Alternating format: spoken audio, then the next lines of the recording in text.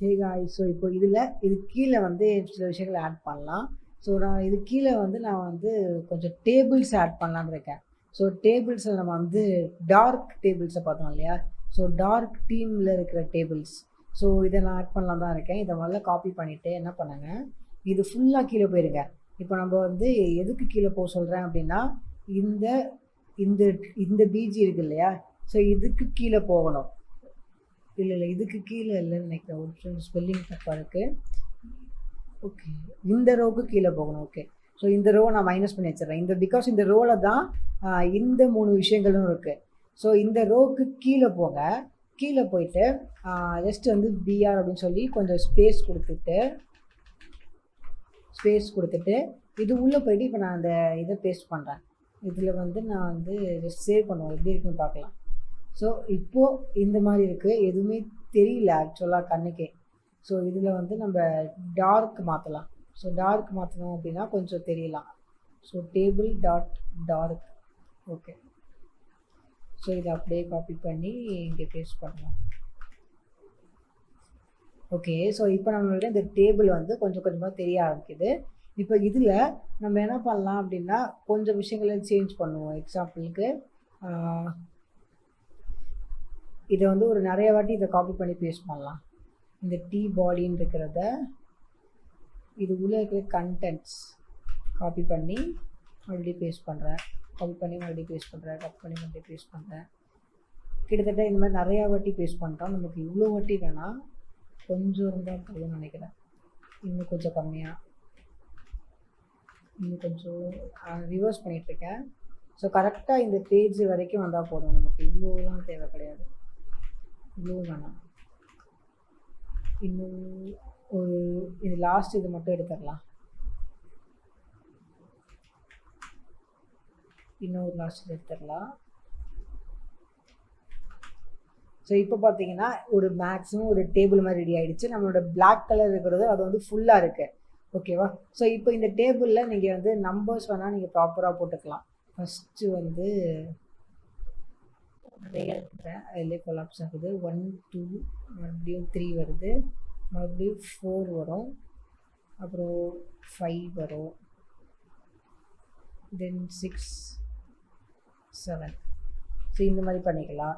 So இப்படி பண்ணலாம். இதில் நீங்கள் இன்னும் கொஞ்சம் டிஃப்ரெண்ட்டாக பண்ணலாம். எப்படின்னா, இப்போ நம்ம இங்கே மேலே வந்து ஒரு H1 போடுறோம். என்ன H1 அப்படின்னா ஒரு பேசிக் H1.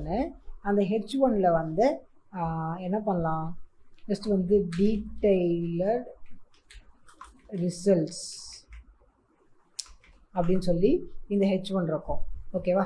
ஸோ இப்போது இதில் வந்து நம்ம டீட்டெயிலட் ரிசல்ட்ஸ் அப்படின்னு இருக்கா, இந்த டீட்டெயிலட் ரிசல்ட்ஸில் நம்ம பிஆர் போடணுங்கிற அவசியமே இருக்காதுன்னு நினைக்கிறேன். போடலன்னா நமக்கு பக்காவாக இருக்குது. ஓகேவா? ஸோ இந்த ரிசல்ட்டில் ஒரு ஃபாண்ட் யூஸ் பண்ணலாம். நம்ம இதில் போயிட்டு ரிசல்ட்டுக்கு செட் ஆகிற மாதிரி ஒரு ஃபாண்ட் இருக்கா பார்ப்போம். ரிசல்ட். ஓகே, ஸோ இந்த மாதிரி ஒரு ஃபாண்ட் யூஸ் பண்ணலாம். போல் ஃபாண்ட்டாக இருந்தாலும் நமக்கு பார்க்க நல்லா தான் இருக்கும். பார்ப்போம் எப்படி இருக்குது அப்படின்னு சொல்லிட்டு. இந்த டீட்டெயிலட் ரிசல்ட் இருக்குது.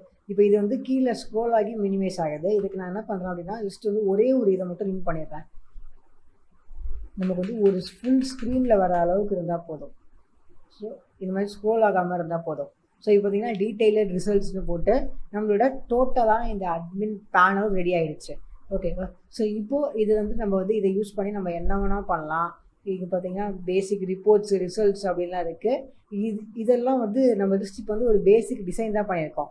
இதை கிளிக் பண்ணோம் அப்படின்னா வேறு ஒரு பேஜுக்கு போகணும். ஓகேவா? அந்த பேஜில் இந்த டெம்ப்ளேட்டை பேஸ் பண்ணி டோட்டலாக நிறையா ரிசல்ட்ஸ் வந்து உள்ளே இருக்கணும்.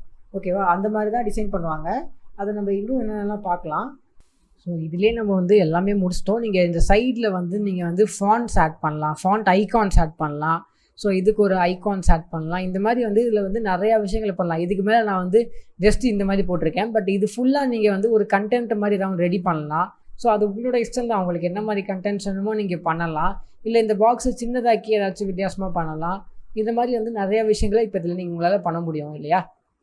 ஸோ இது வந்து ரொம்ப ரொம்ப ஒரு ஈஸியான ப்ராசஸ் அப்படின்னு சொல்லிட்டு உங்களுக்கு தெரிஞ்சிருச்சு. இப்போ இதை கிளிக் பண்ணோம் அப்படின்னா வேறு ஒரு பேஜ் ஓப்பன் ஆகும். அதில் வந்து இதே சைட் பார் இருக்கும். பட் இந்த இடத்துல வந்து டிஃப்ரெண்ட்டான ரிசல்ட்ஸ், டிஃப்ரெண்ட்டான விஷயங்கள் இருக்கிற மாதிரிலாம் நீங்கள் பண்ண முடியும். ஸோ இது எல்லாமே வந்து ரொம்ப ரொம்ப ஒரு ஈஸியான ஸ்டெப்ஸ் தான். இப்போ நம்ம பண்ணது ஜஸ்ட் வந்து ஒரு பேசிக் அட்மின் பேனலோட தான். ஸோ இப்போது இது நம்ம இந்த ப்ராஜெக்ட் நம்ம ஃபுல்லாக முடிச்சிட்டோம். இப்போ உங்களுக்கு இதில் சேஞ்சஸ் வேணும் அப்படின்னா நீங்களே வந்து ட்ரை பண்ணி பாருங்கள். பிகாஸ் இப்போ உங்களுக்கே எல்லாமே தெரியும். உங்களுக்கு என்னென்ன சேஞ்சஸ் வேணுமோ நீங்களே ட்ரை பண்ணி பாருங்கள். இப்போ நம்ம அடுத்த வீடியோலேருந்து நம்ம அடுத்தடுத்து இந்த கோர்ஸ் என்னென்ன இருக்கோ அதெல்லாம் கற்றுக்க ஆரம்பிக்கலாம். அண்ட் இந்த வீடியோ முடிக்கிறதுக்கு முன்னாடி ஒரு சின்ன ட்ரிக் உங்களுக்கு. இப்போ நம்ம இதை வந்து ரெஸ்பான்சிவாக பண்ணணும் அப்படின்னா நமக்கு வந்து டைம் எடுக்கும். கரெக்டாக இப்படி இருக்குது. இப்போ ரெஸ்பான்சிவ் இல்லை அப்படின்னா இது வந்து கண்டிப்பாக நமக்கு வந்து கொஞ்சம் டைம் எடுக்கும். ஸோ இந்த மாதிரி நம்ம பண்ணணும் அப்படின்னா ஸோ இப்போது இதை நம்ம வந்து என்ன பண்ணலாம், வேறு என்னென்ன இது பண்ணி நம்ம இதை சரி பண்ணலாம் அப்படின்னா நம்ம ரெஸ்பான்சிவே பண்ணாமல் ஒரு விஷயத்தை பண்ண முடியும். இப்போது இதில் பார்த்தீங்கன்னா ஃபஸ்ட்டு ஒரு டேக் ரிக்வயர்ட் மெட்டா டேக்ஸில் 2வது லைனில் இப்படி ஒரு பெரிய லைன் இருக்கும். ஓகேவா? இந்த லைனில் நீங்கள் எடுத்துகிட்டு சேவ் பண்ணீங்க அப்படின்னா இதுக்கப்புறம் நான் ரெஃப்ரெஷ் பண்ணிட்டு நான் என்ன தான் இப்படி பண்ணாலும் எனக்கு பார்த்தீங்கன்னா எப்போவுமே இது வந்து இப்படியே இந்த மாதிரி ஆகாது. இப்போது நான் வந்து கண்ட்ரோல் ஷிஃப்ட் ஆகி போயிட்டு பண்ணலாம். எனக்கு பார்த்தீங்கன்னா என் ஃபோன்லேயும் இதே மாதிரி தான் இருக்கும். பார்த்தீங்களா? இப்போ நான் ஃபோனில் பார்த்தேன்னா எனக்கு இதே மாதிரி தான் இருக்கும். கம்ப்யூட்டரில் பார்த்தாலும் இதே மாதிரி தான் இருக்கும். ஸோ அந்த இது வந்து கிட்டத்தட்ட வந்து நம்ம கம்ப்யூட்டரில் என்ன டிசைன் பண்ணமோ அதே டிசைனில் இருக்கும். ஸோ இந்த மாதிரி விஷயங்களை கூட நிறைய பேர் அந்த அட்மின் பேனலில் இந்த மாதிரி விஷயங்களை விரும்புவாங்க. நிறைய பேர் வந்து அட்மின் பேனலில் வந்து ஃபோனுக்கு ஒரு டிசைன் பண்ண மாட்டாங்க. இந்த மாதிரி விஷயங்களை பண்ணுவாங்க. ஸோ இப்போ உங்களுக்கு அர்ஜென்ட்டாக உங்களுக்கு அட்மின் பேனல் வேணும் அப்படின்னா நீங்கள் இந்த மாதிரி பண்ணலாம். ஸோ ஜஸ்ட் வந்து இந்த மெட்டா டேக்கை போடலை அப்படின்னா இருக்கும். இப்போ நான் மறுபடியும் போட்டேன்னா எனக்கு இப்போ நான் பண்ணேன் அப்படின்னா எனக்கு பார்த்தீங்கன்னா இப்படி ஆயிடுச்சு. ஸோ இப்போ இப்படி ஆயிடுச்சு. இப்போ நான் வந்து போட்டேன் அப்படின்னா போடலை அப்படின்னா எனக்கு வந்து நார்மலாக இருக்கும்.